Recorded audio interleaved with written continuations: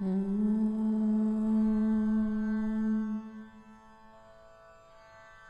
Gurubhyo Namaha Hari Om. Narada Bhakti Sutras. The Narada Bhakti Sutras are attributed to the sage Narada, detailing the path of selfless love and devotion, bhakti, to Bhagavan. It is comprised of 84 sutras.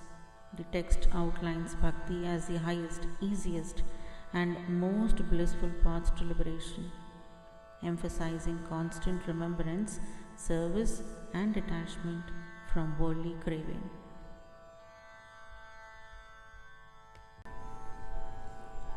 Yatha Vraja Gopikanam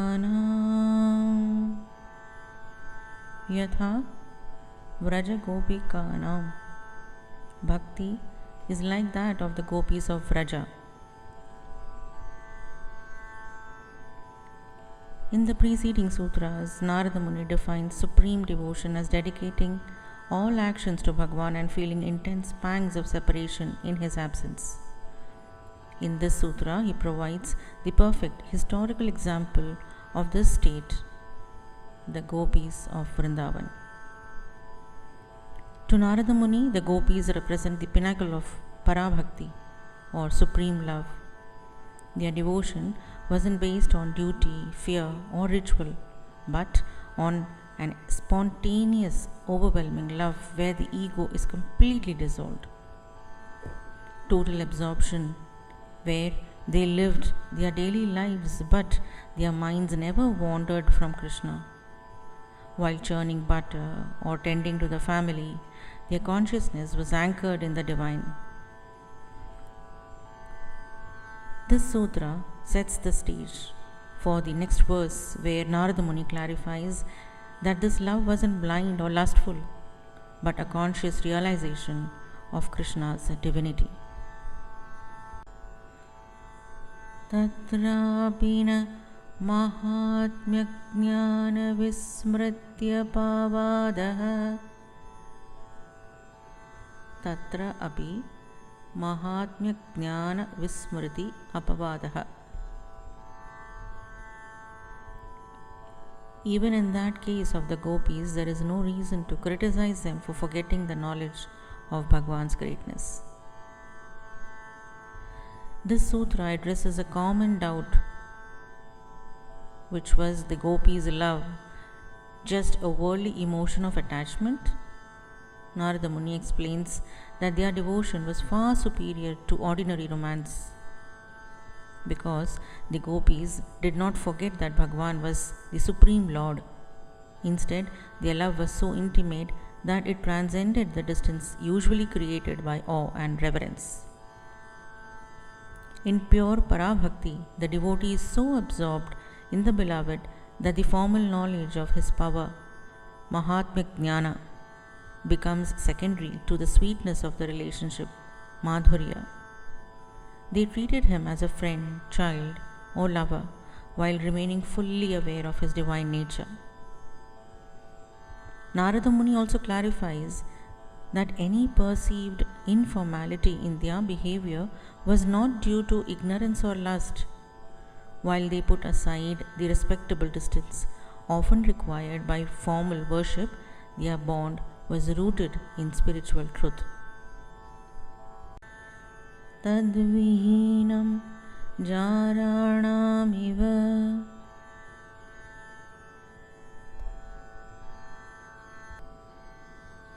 Tad vihinam jaranam iva. Without that awareness of Bhagavan's greatness, the devotion would be like the lust of illicit lovers. Narada Muni here uses this verse to draw a sharp line in the sand between the divine ecstasy and human passion.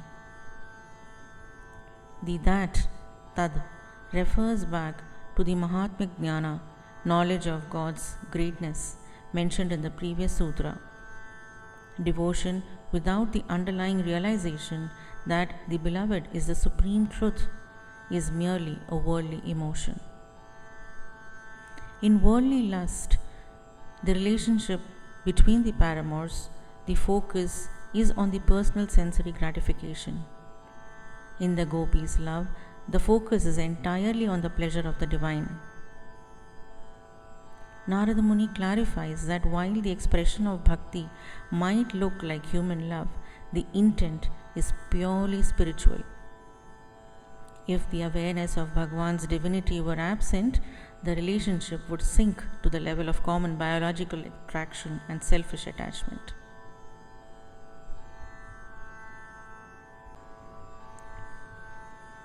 Nastyeva tasmin tat sukha sukhitvam. Na asti eva tasmin tat sukha sukhitvam. In that supreme love, there is certainly no desire for one's own pleasure. Rather, one's happiness is found solely in the happiness of the Lord. This sutra provides the test for true bhakti. In worldly love, we often seek our own satisfaction through another person. In para bhakti, the devotee's joy is entirely derivative. They are happy only because the beloved is happy. The center of gravity shifts from the I to you. The gopis, for example, dressed and decorated themselves not for their own vanity, but because seeing them beautiful gave Krishna pleasure. Narada Muni emphasizes that this isn't a sacrifice in the painful sense. Instead, the devotee finds a much higher, more intense bliss by losing their ego in the service of the divine. Sa tu karma jnana yogebhyopyadhikatara. Sa tu karma jnana yogebhyah api adhikatara. Indeed, bhakti is superior even to the paths of action, karma, knowledge, jnana, and yoga. Narada Muni here establishes the hierarchy of spiritual practices. While acknowledging that other paths are valid, he argues that bhakti is the highest for several reasons. While karma, selfless action, purifies the mind, jnana, the intellectual knowledge, provides clarity, and yoga, meditation, grants control, bhakti includes the benefit of all three while adding the element of personal relationship with the divine. To Narada Muni, bhakti is not just a method to reach a goal, it is the goal itself. Other paths are often seen as means to liberation, but bhakti is considered the fifth goal of life, Panchama Purushartha, transcending even liberation. Unlike the rigorous discipline of yoga or the dry intellectualism of jnana, bhakti utilizes the natural human faculty of emotion and directs it toward Bhagwan, making it accessible to everyone regardless of status or scholarship.